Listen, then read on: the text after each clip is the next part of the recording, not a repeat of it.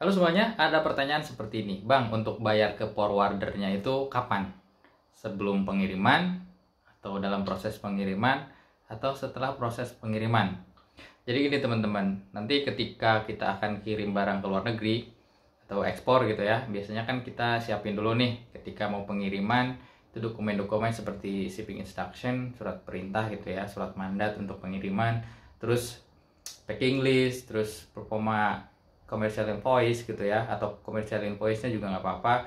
Terus apa namanya, NPEPB kalau kita sudah urus sendiri, atau kalau mau diuruskan sama forwarder juga silahkan gitu ya. Itu dokumen-dokumen yang kita lampirkan ketika pengiriman.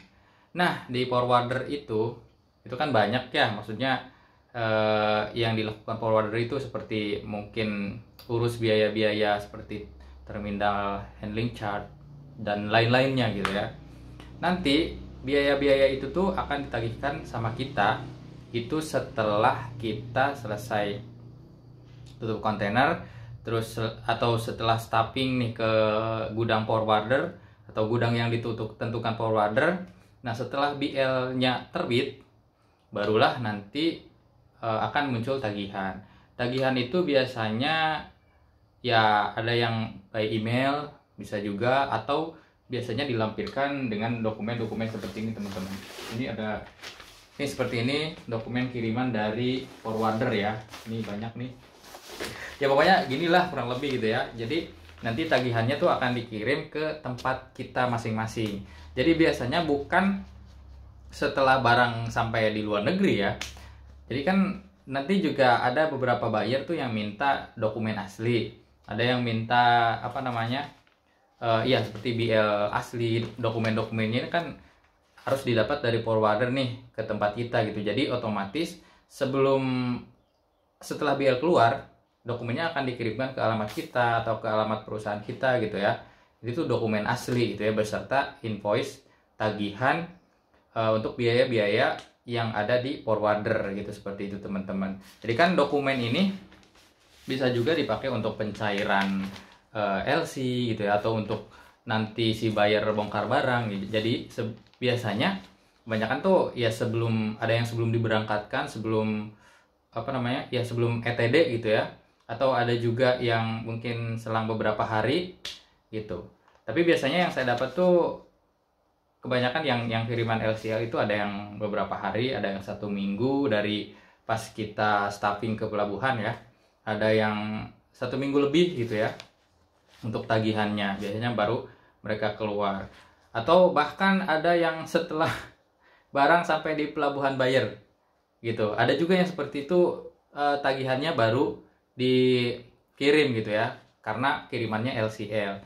Jadi biasanya kalau ada tambahan biaya, misalkan ada sedikit masalah, ya bisa ada biaya tambahan seperti biaya pembersihan kontainer di sana dan lain sebagainya gitu ya. Ya ada yang berarti sampai 2 minggu, ada juga gitu ya. Dan rata-rata yaitu di beberapa hari atau 1 minggu setelah tutup kontainer, atau beberapa hari setelah tutup kontainer, atau beberapa hari setelah kita stuffing, seperti itu. Jadi nanti tagihannya akan dikirim ke alamat kita atau by email gitu ya. Jadi itu teman-teman ya, untuk pembayaran ke pihak forwardernya, biaya-biaya yang dikenakan charge oleh pihak forwardernya itu akan kita lakukan setelah kita lakukan pengiriman ke forwarder gitu ya. Jadi setelah ada yang tutup kontainer atau setelah kita stuffing, biasanya nanti diproses, setelah beberapa hari baru muncul tagihan untuk kita bayarkan.